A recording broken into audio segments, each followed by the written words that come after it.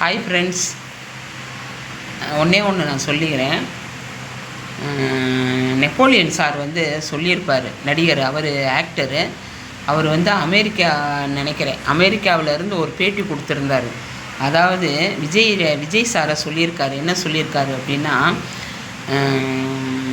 ஒரு பதவியில் இருக்கிறாரு, சிஎம் ஸ்டாலின் அவர்கள் ஒரு பதவியில் இருக்கார். அவரை அந்த பதவிக்கு நீ ஆசைப்படுற, ஆனால் அவரை மரியாதையாக நீ பேசு அப்படின்னு சொல்லி அவர் சொல்லியிருக்காரு. அந்த வார்த்தை எனக்கு ரொம்ப பிடிச்சிச்சு. எங்கள் வீட்டில் காலண்டர் இருக்குது. இந்த வருஷத்துக்குரிய காலண்டர் 2026 காலண்டர் எங்கள் வீட்டில் இருக்குது.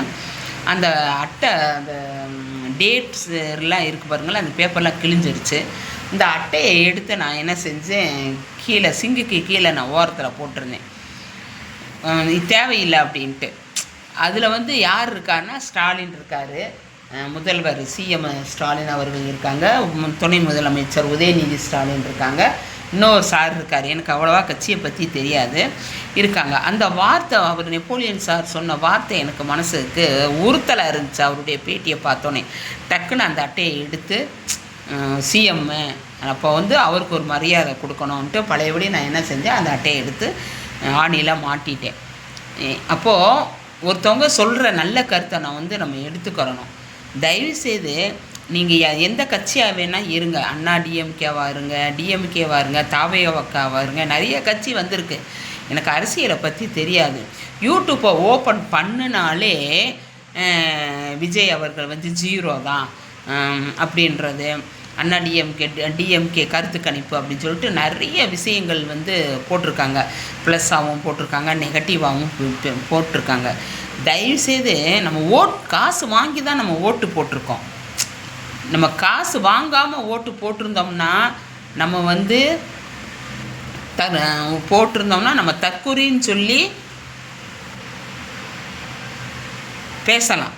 ஆனால் நம்ம காசை வாங்கி ஓட்டு போட்டுட்டு நீங்கள் தாவேக்காவை தற்குறின்னு பேசுகிறது தப்பு. தயவுசெய்து, ஏன்னா நம்ம அது எப்படி எனக்கு சொல்கிறதுன்னு தெரியலை. நம்மளாம் காசு வாங்கி நம்ம ஓட்டு போட்டிருக்கோம்ல, நம்மளாம் செத்ததுக்கு சமானம். நானும் காசு வாங்கினேன், இல்லைன்னு சொல்லலை, இல்லாத குறைக்கு நான் வாங்கினேன், இல்லைன்னு நான் ஒரு செத்த பணம் தான் இது, நடைப்பணம். புரியுதா உங்களுக்கு? நம்ம காசு வாங்கி தான் ஓட்டு போட்டிருக்கோம். அவங்க நம்மளை விலை கொடுத்து வாங்குறாங்க. யார், எல்லா கட்சியுமே தான். நான் எந்த கட்சியும் நான் குறை சொல்ல கிடையாது. நம்ம காசை தான் நம்ம வாங்குகிறோம், இல்லைன்னு சொல்லலை. ஆனால் அந்த ட்ரோல் பண்ணி தற்குறின்னு பேசாதீங்க. மக்கள் நல்ல கருத்துக்களை பேசுங்க. நெகட்டிவாக யாரையுமே குறை பேசாதீங்க, சரியா? தயவுசெய்து, எனக்கு அவ்வளோவா பேச தெரியாது. எனக்கு இந்த தற்குறின்றது வேர்ட்ஸாக தெரியுது. தற்குறின்ற வார்த்தையை யார் பேசுவாங்கன்னா, தற்குறி இருக்கிறவங்க தான் பேசுவாங்க. புரியுதா? தயவுசெய்து, நம்ம காசு வாங்கி ஓட்டு போட்டிருக்கோம். அதனால் நம்ம மற்றவங்கள நெகட்டிவாக பேசுகிறதுக்கு நமக்கு தகுதி கிடையாது. தப்பு இருந்தால் மன்னிச்சுக்கோங்க, சரியா?